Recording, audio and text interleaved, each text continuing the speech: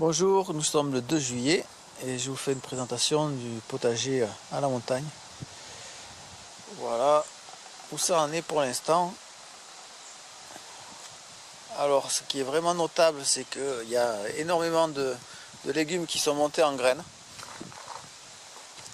Donc voilà, hein, c'était l'objectif de toute façon du jardin, c'est d'arriver à reproduire quelque chose de sauvage entre guillemets, où les légumes puissent se ressemer tout seuls et s'associer les uns avec les autres. Et donc voilà, j'ai laissé monter énormément de légumes en graines afin d'en récupérer le plus possible, et que je pourrais ressemer aussi dans la deuxième partie du potager, là où j'ai les tomates pour l'instant, et qui est la partie neuve entre guillemets, parce que cette partie où il y a toute cette végétation, elle a maintenant 2 ans. Voilà. Donc j'ai dû dégager les allées au taille-haie tellement ça avait poussé. Voilà, je ne suis pas là tous les jours pour entretenir, je viens une semaine sur 2 ici. Et j'y travaille donc une journée tous les 15 jours à peu près. Là. On voit qu'il y a des haricots violets, hein, très intéressants, très faciles à récolter, qui ont poussé là. Donc oui, là-dedans, mais par exemple, j'ai pu faire une bonne récolte de haricots. On ne voit pas trop grand-chose, mais quand on fouille à l'intérieur, on trouve plein de légumes en fait. Voilà, là, je viens de faire une récolte de blettes, c'est ce qui reste.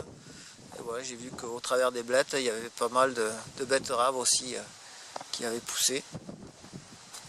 Du chou kale qui se développe, j'en ai planté quelques pieds. C'est intéressant, il paraît que ça se ressème très facilement.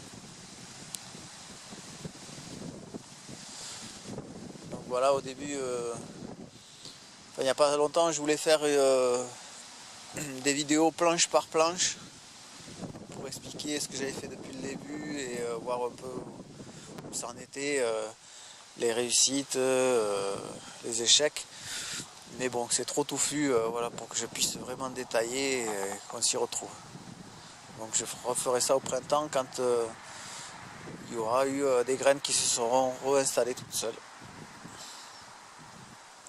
Donc là, c'est la deuxième partie du potager avec les tomates, les courgettes, les concombres, aubergines, poivrons. Donc voilà, tout ça, ça a été planté sur du gazon. L'an dernier, il n'y avait que du gazon ici. Et il y a eu beaucoup de bois broyé en fait qu'on a mis. Voilà. Je fais toute une haie de fruitiers avec des pêches plates. Ça, c'est des pêches blanches. Voilà.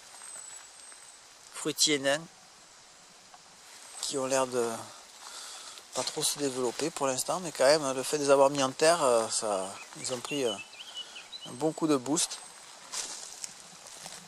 Les tomates qui commencent à arriver.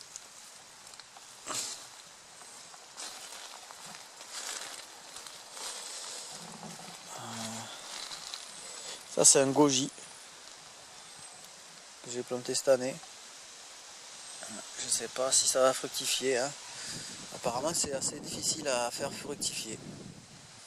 Pour l'instant, j'en ai jamais vu qui le faisait.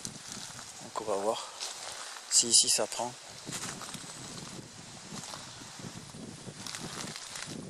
Voilà, après le souci que j'ai, souci entre guillemets, hein, que j'ai, ou ce que je remarque particulièrement au niveau des herbes sauvages, ce qui se développe beaucoup, c'est les liserons. Voilà, il y a beaucoup de liserons qui s'installent à travers le BRF et ça devient assez envahissant. Après, ben, c'est assez facile à arracher quand même, et voilà, on peut nettoyer le jardin assez rapidement. Donc voilà, ici c'est la partie bassin avec pas mal de persil autour, de l'origan l'eau qui commence à s'éclaircir.